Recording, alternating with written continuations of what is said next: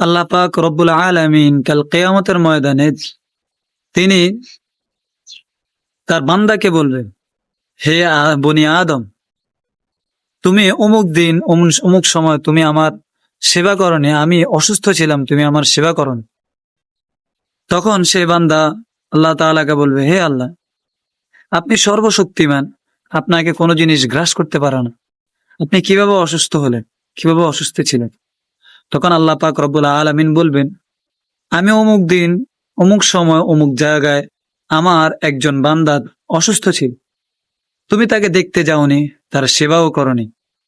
যদি তুমি সেদিন তাকে দেখতে যেতে এবং তার সেবা করতে, তাহলে আজ তুমি তার প্রতিদান স্বয়ং আমার থেকেই পেতে।